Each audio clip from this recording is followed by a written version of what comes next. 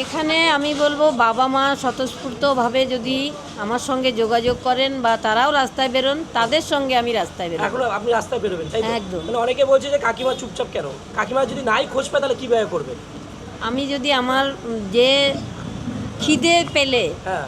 বাচ্চা যতক্ষণ না কাঁদে ততক্ষণ মা দুধও খাওয়ায় না। তাই এবার যার সমস্যা সে যদি না বলে আমাকে, আচ্ছা। আমি কি করে বুঝবো যে কোথায় কি ঘটনা ঘটছে? সব কিছু আমার জানা সম্ভব নয় সব একদম, জায়গায়। একদম, একদম। মা বাবা বেরোলে সঙ্গে আমি অবশ্যই থাকবো।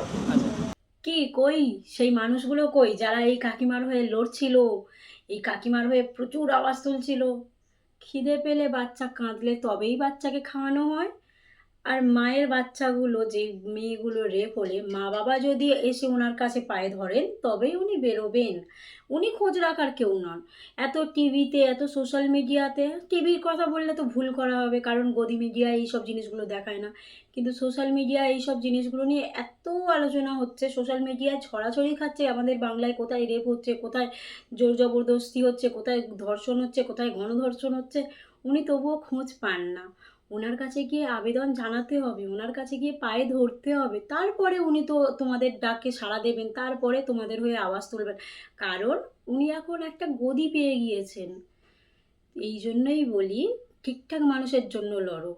ওই ওর মেয়ের যখন হয়েছিল তখন হাহাকার যেটা করেছিল সেটা আজকেও ভুলে গিয়েছে, টাকার যে গদি পেয়েছে সেটার কারণে।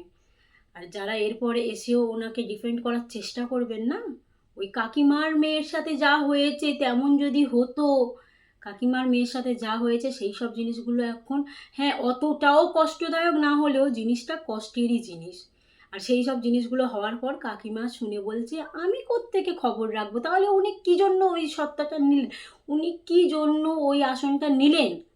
উনি খবর রাখতে পারবেন না? যে গালে উনি ওই সব জায়গায় নিজে থেকে যেতে পারবেন না, লোকের কষ্টে নিজে থেকে সামিল হতে পারবেন না, উনার পায়ে এসে ধরতে হবে, তারপরে উনি সামিল হবেন, তারপরে উনি জানবেন, তার আগে জানার চেষ্টাও করবেন না। তাহলে আমার মনে হয় না যে ওই যে চেয়ারটায় বসার জন্য এত লড়লেন, নিজের মেয়ের কার্ড খেলে, ভিকটিম কার্ড, সেইটা না খেললেই পারতেন। হয়ে গিয়েছে, ওনার মেয়ের বিচার পাওয়া হয়ে গিয়েছে। উনি যে বলেছিলেন আমি সত্তায় আসার পর আমার এতে আমি চেয়ারটা পাওয়ার পর বাংলার মেয়েদের মায়েদের সুরক্ষা দেবো, দিয়ে দিয়েছেন? আছে এর উত্তর নাকি না?